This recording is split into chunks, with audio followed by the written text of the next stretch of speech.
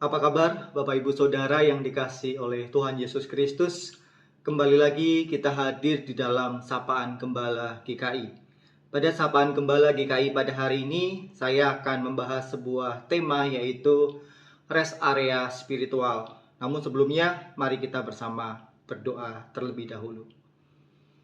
Tuhan Allah Bapa kami, di dalam nama Tuhan Yesus Kristus, pada saat ini kami akan merenungkan sebagian dari sabda-Mu. Kiranya Roh Kudus-Mu yang menuntun kami, supaya ketika kami membaca bagian dari sabda-Mu, kami boleh mengerti, kami boleh memahami isi firman yang menjadi kehendak Tuhan di dalam kehidupan kami. Tuntunlah kami ya Roh Kudus, dan kami siap untuk mendengarkan-Mu. Di dalam nama Tuhan Yesus Kristus kami telah berdoa. Amin. Saya mengajak Bapak Ibu Saudara untuk membaca bagian Alkitab dari Mazmur pasalnya yang ke-62 ayat 6 sampai ayatnya yang ke-9. Saya akan membacakannya untuk Bapak Ibu Saudara sekalian. Dikatakan demikian: hanya pada Allah saja kiranya aku tenang, sebab daripadanya lah harapanku. Hanya Dialah gunung batuku dan keselamatanku, kota bentengku, aku tidak akan goyah. Pada Allah ada keselamatanku dan kemuliaanku, gunung batu kekuatan, tempat perlindunganku, ialah Allah. Percayalah kepadanya setiap waktu, hai umat, curahkanlah isi hatimu di hadapannya. Allah ialah tempat perlindungan kita. Demikianlah firman Tuhan. Yang berbahagia adalah kita yang membaca, merenungkan, dan melakukannya di dalam kehidupan kita hari lepas hari. Menurut sebuah laporan yang dilakukan oleh media asal Inggris, We Are Social, pada tahun 2021 di bulan Februari, menurut laporan mereka bahwa rata-rata orang Indonesia itu menghabiskan 3 jam 14 menit sehari untuk mengakses media sosial.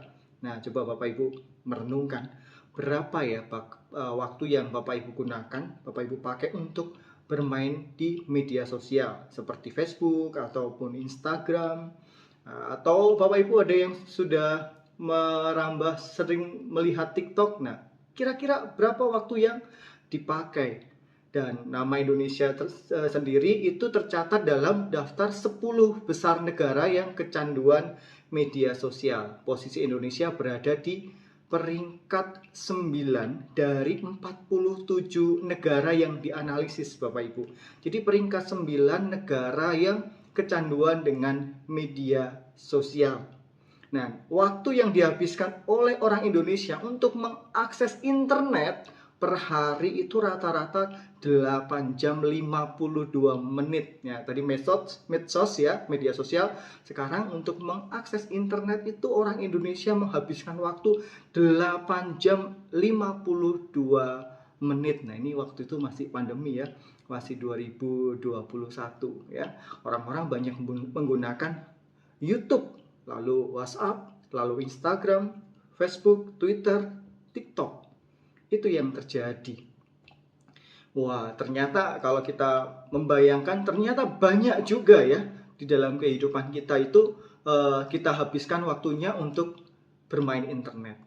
Nah, sekarang pertanyaannya adalah, berapa lamakah waktu yang kita pakai untuk melakukan saat teduh? Ini bagian dari saat teduh ya. Kira-kira kalau sapaan gembala 10 sampai 15 menit. Ya, ini sapaan gembala. Tapi di luar sapaan gembala GKI, bagaimana kita menghidupi saat teduh kita, rest area spiritual kita? Ya, saat teduh itu apa saja sih macamnya hari ini? Bermacam-macam. Hari ini orang bisa melakukan saat teduh dengan berbagai ragam cara.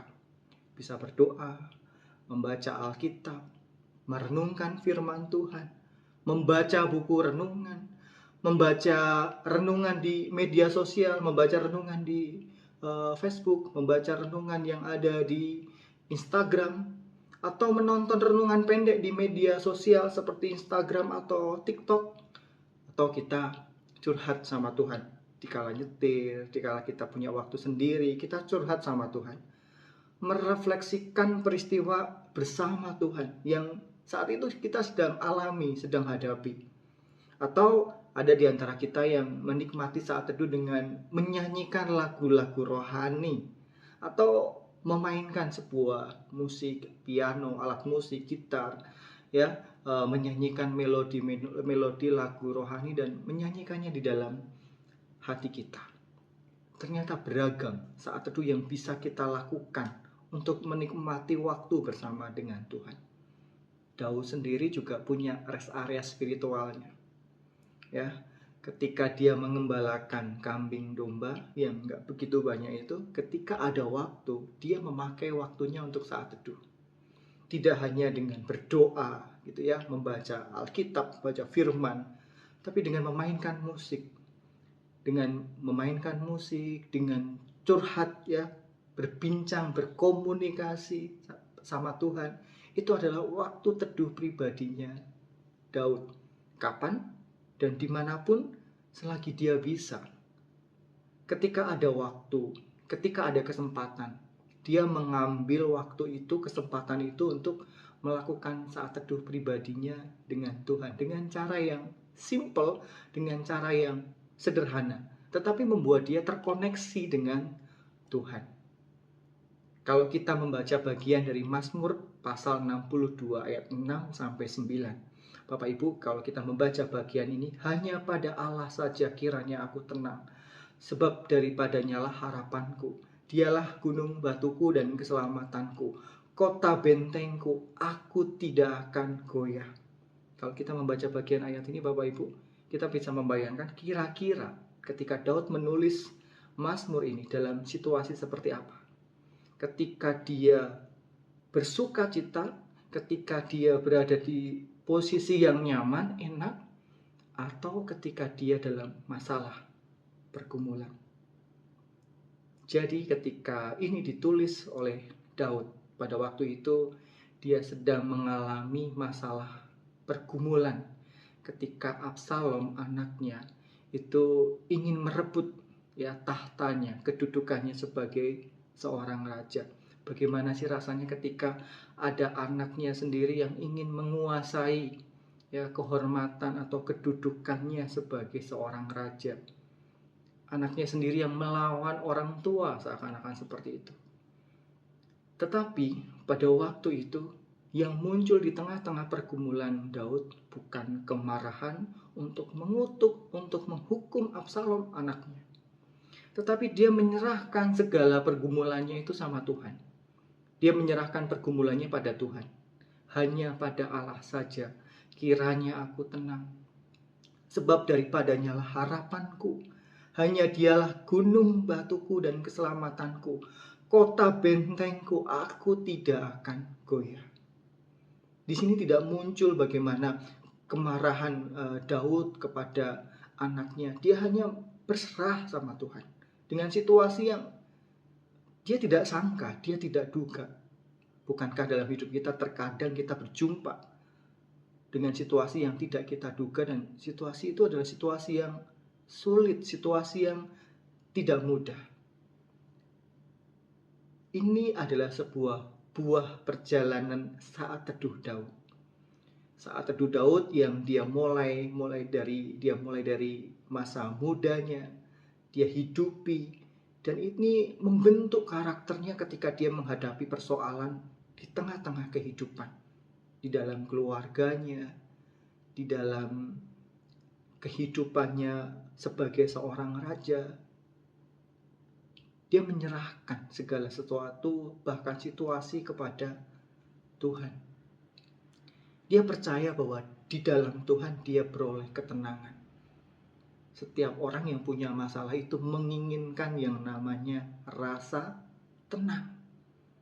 Dan Daud merasakan ketika dia dekat dengan Tuhan. Dia menyerahkan persoalannya, situasinya pada Tuhan. Dia beroleh ketenangan. Dia mendapatkan ketenangan sekalipun situasinya tidak begitu serta-merta lalu berubah menjadi normal, menjadi masalahnya beres. Enggak. Tapi di tengah masalah dia beroleh ketenangan.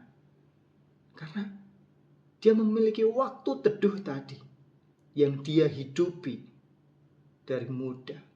Dia senantiasa memiliki rest area spiritual untuk dia bisa berkeluh kesah kepada Tuhan. Dalam Tuhan aku berserah. Dalam Tuhan aku mau berkeluh kesah, sebab di dalam Tuhan ada perlindungan. Ceritakanlah sama Tuhan apa yang menjadi pergumulan kita. Curhat, mengkoreksi diri, berefleksi kembali tentang kehidupan.